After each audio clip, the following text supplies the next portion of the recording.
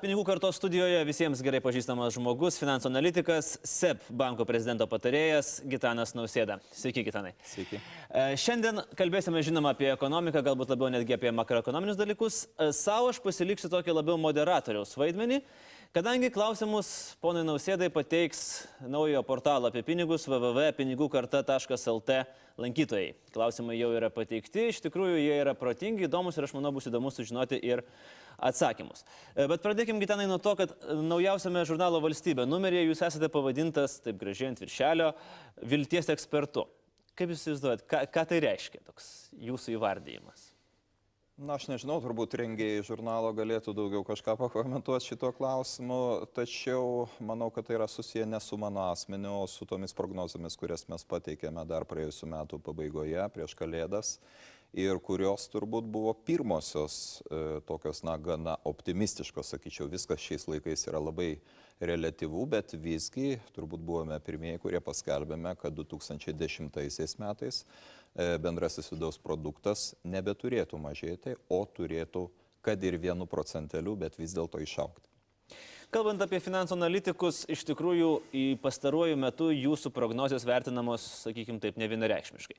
Ir Pinigų kartoje LT, vėlgi mūsų tinklapyje atlikome apklausą. Pasižiūrėkime iš tai jos rezultatus, paprašysim, kad režisierė parodytų mums juos lentelėje. Tai yra klausimas buvo toks, kaip vertinti Lietuvos finansų ekspertų prognozes. Ir nuomonės pasidalijo maždaug po trečdalį, vertinančių neutraliai, neigiamai ir iš dalies neigiamai.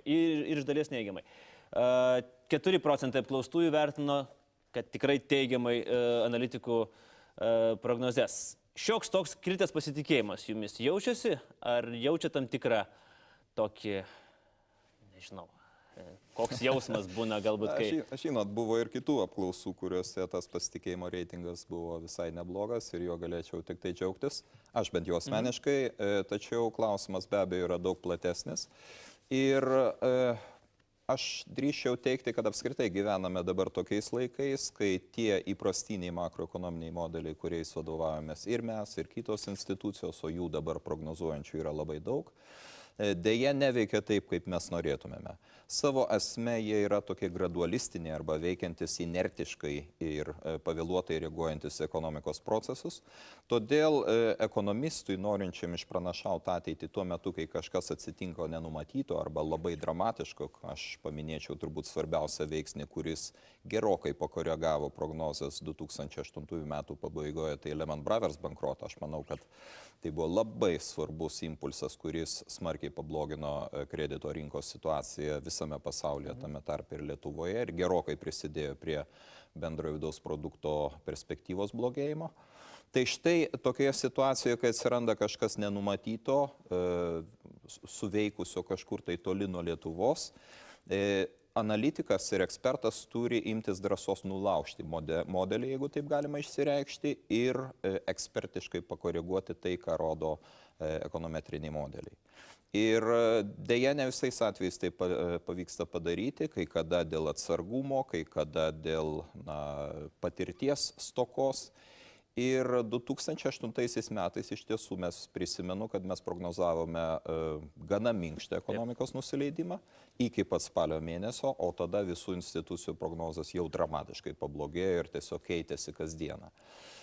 Taip, tai buvo pamoka visiems mums, manau, kad mes tas pamokas padarėme, tačiau, negalėčiau teikti, kad mes buvome tie, kurie sakėme, kad štai aušta graži diena, o tuo tarpu aušo labai negraži diena. Iš tikrųjų, dar Gedimino Kirkilo vyriausybės laikais mes nekartą skelbėme ir visaip įspėjome, kad ekonomikos dangus niaukėsi, tegul ir nematėme viso masto to niaukimosi. Tačiau žinote, kad politikai žaidė savų žaidimus ir į tuos įspėjimus nelabai reagavo, o tada jau atėjus naujai vyriausybei teko imtis gana tokių drastiškų veiksmų.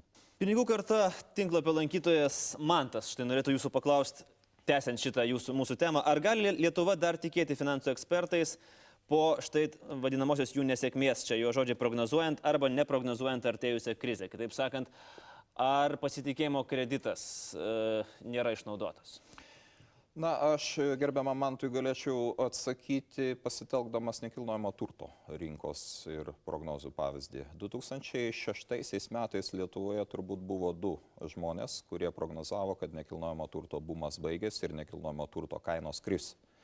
Tai buvau aš asmeniškai ir Raimondas Kuodis. Atsiprašau, jeigu dar kažko tai nepaminėjau, buvo dar kažkas trečias. Tačiau kokia buvo reakcija tuo metu į prognozes, kad nekilnojamo turto kainos gali kristi? Žmonės juokėsi, žmonės rodė pirštų į smilkinį, nes kurį laiką kainos iš tikrųjų dar kilo. Po to, kai prasidėjo realūs procesai ir burbulas sprogo, žmonės pradėjo, kai kurie komentatoriai pradėjo kaltinti, kad štai juos niekas apie tai neįspėjo. Tačiau tai buvo daugiau, sakyčiau, būtent tie, kurie komentuoja, o ne realiai veikia versle. Nes dažniausiai, jeigu žmogus aktyviai kažkur tai veikia, jisai nelabai ir komentuoja kažkur tai interneto portaluose. Nekilnojamo turto spekuliantai iš karto ėmėsi veiksmų ir jau iki 2007 metų pabaigos pasitraukė iš rinkos. Tyliai. Niekam nieko apie tai garsiai nekalbėdami.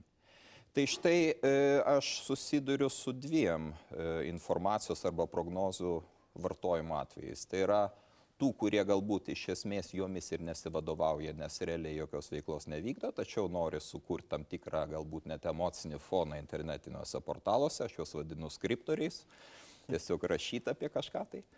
Ir kita profesionalioji pusė, kurie vadovaujasi prognozėmis ir iš tikrųjų kai kada galėtų net ir padėkoti už tas tikslės prognozes. Tačiau buvo ir konkrečių atvejų nekilnojamo turto būtent rinkoje, kai vienas žmogus, aš neminėsiu nei vardo, nei pavardės, investavo nemažus pinigus ir savo asmeninį verslą pardavė ir pasiėmė paskolą banke į gyvenamųjų namų statybos kvartalą prie Klaipėdos, įsigijo žemės sklypų ir pradėjo plėtoti veiklą, bet kada jis tai padarė? Per vėlai. 2007 metų pabaigoje, kai jau ne vienas kitas ekonomistas, o visa plejada arba visas choras ekonomistų sakė, kad viskas, bumas jau tuoj pat baigsis. Kai aš paklausiau, ką gerbiamasis galvoja tai darydamas, jisai sakė, na žinai, netikėjau. Netikėjau, kad taip atsitiks. Tai štai jums atsakymas į tai. Tikėti ar netikėti ir kokia yra netikėjimo kaina.